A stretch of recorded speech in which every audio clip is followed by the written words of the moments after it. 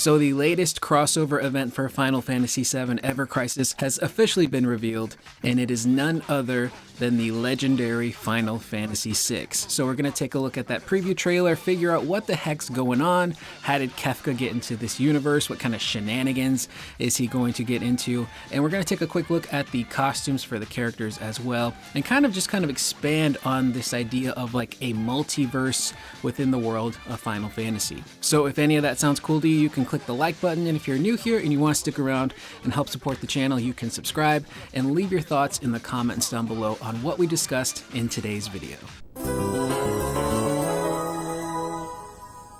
So after the previous chapter for the First Soldier wrapped up, we knew we were going to get an event for Ever Crisis sometime in November, and that has officially been revealed to be the crossover with Final Fantasy VI, which is pretty sick. For a lot of people, 6 is their favorite Final Fantasy. It is a legendary entry in the franchise for sure. Incredible characters, incredible soundtrack. It's a game that I personally need to go back and play because I remember very little from 6. I mentioned this in our previous Magic the Gathering Final Fantasy crossover video, but I played 6 as a kid off and on because I never owned it. Our local grocery store had a video rental section to it where you could go in and rent movies and games, and sometimes when we went there I would be able to grab Final Fantasy. At that time it was called Final Fantasy 3 because of here in America they changed the ordering and numbers for whatever reason, but I would play it off and on. So there's a lot I don't remember because you rent the game and then you can only play it for a couple of days and then you got to take it back because you can't rent it again because it's too expensive, and then the next chance you get to rent it, someone else has already rented it. So I played it in pieces and there's a lot that I just don't remember from that game, so I need to revisit it, and there might be stuff that shows up in this event that could tie back to the world and characters of Final Fantasy VI. But starting off first, it seems to be a world event where, you know, the characters have seemingly maybe forgotten who they are. Cloud in particular looks to be a little bit fuzzy with the memory, which is kind of ironic that they would choose to show Cloud being the one who doesn't have a great memory, but they're in this snowy environment, so it's making me wonder where is this specific event taking place? Is this going to be taking place in the world of Final Fantasy VI?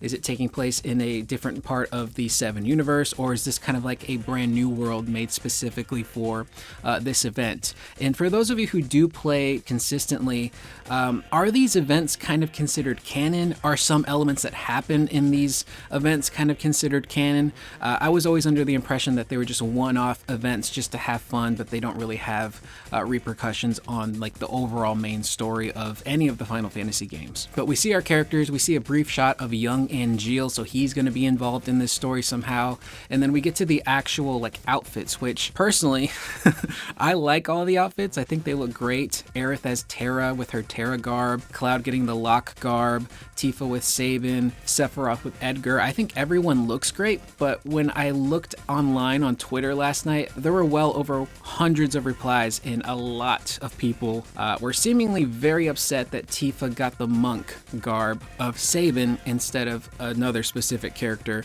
And as someone, again, who doesn't keep up with Ever Crisis as a player, I don't know what exactly has been going on, but it kind of, from what I could gather, seemed like a lot of people are tired of Tifa getting the monk gear for every crossover. When they did the crossover with Final Fantasy IX, she got Amarant.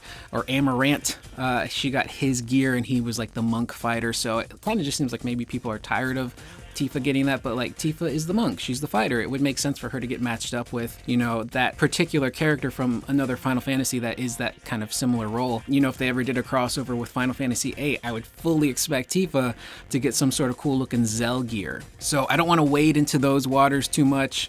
I don't want to step into the controversy, so to speak, but for me personally, I just think everyone looks really cool. I love how we get to see updated versions of these costumes outside of something like Dissidia. It just looks really sick, and I feel like there's a lot of love put into these characters and these crossover events. And then, of course, towards the end, we see the man himself, Kefka, shows up somehow, and immediately the first thing he seemingly does is insult the party, basically telling them like, hey, you got a lot of power right now and you don't even know what you got in your hands, you dummies. Which of course is going to lead to a pretty massive boss battle against Kefka with our heroes from Final Fantasy VII, Cloud, Aerith, and Tifa, and to some degree young Sephiroth. Sephiroth, which is pretty exciting. And seeing all this honestly kind of makes me want to jump back into Ever Crisis, even though I know if I were to do that, I would have a lot of grinding I would need to do to catch up to even probably participate in these events. So for the time being, I think I'm just going to have to stick to watching people's playthroughs of these events to kind of recap the story and whatnot. And we are going to be doing that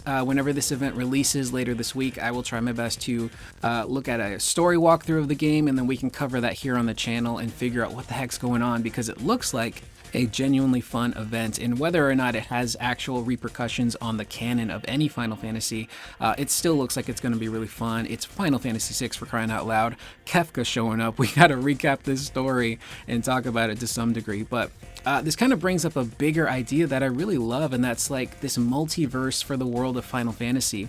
And I know a lot of people are sick and tired of multiverses, but Final Fantasy was doing multiverses, you know, seemingly before they ever got really popular with the mainstream, with like the Marvel films. But most importantly, there's Dissidia. The Dissidia games were able to take the heroes and villains from all of these Final Fantasy universes and bring them into one new universe to battle, which I think was awesome. That's one of the reasons why I fell in love with Dissidia, is because it was just such a love letter to the Final Fantasy franchise, and to see these characters interact with each other, have Lightning fight Sephiroth in the Dissidia NT final battle, to see characters like Cloud and Squall and Noctis and Kain have conversations with one another.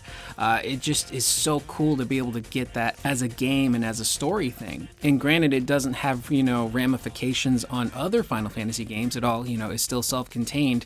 It's still cool to see these characters show up. That also goes hand in hand with Stranger of Paradise. The last piece of DLC that game got saw the Emperor enter the world of the first Final Fantasy, Stranger of Paradise, and try to wreak havoc, and then he gets his butt handed to him and he gets tossed back into his own universe. So Kefka showing up for Ever Crisis again, it could just be like a one-off fun non-canon event, but I'm really curious to see, what is Kefka doing? How does he even get to the point where he potentially leaves his universe, maybe enters the Final Fantasy VII universe, or somehow brings Seven's heroes into his universe, or again, maybe this is a sectioned off separate universe that these characters get pulled into for whatever reason. And of course, you know, it is Final Fantasy VI. It's such a heavily revered Final Fantasy, and to see a collaboration between 6 and 7, which sometimes, you know, the fans are at odds with one another of like, this game's better than this one, and this one is sucky, and this one's better than that one. It's really silly fanboy war stuff that, you know, happens within a lot of fan bases, unfortunately, but it's just kind of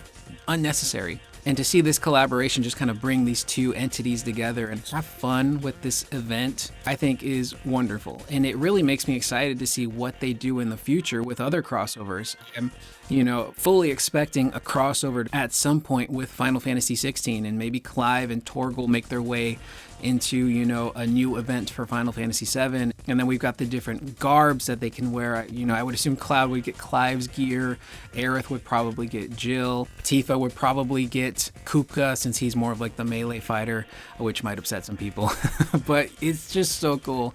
And again, make sure to come back later in the week when we can take a look at the story aspects of this new Final Fantasy VI cross Final Fantasy VII Ever Crisis event. So with that being said, that is the video. I am Curious Corduroy. Let me know in the comments down below, what do you guys think so far of this preview we got for the crossover between these two titans of the world of Final Fantasy? Is there anything in particular that you're looking forward to with this event? And what do you think is going on with the story? What's going on with Kefka? How is he in the place that he currently is in? I will see you guys in the next video.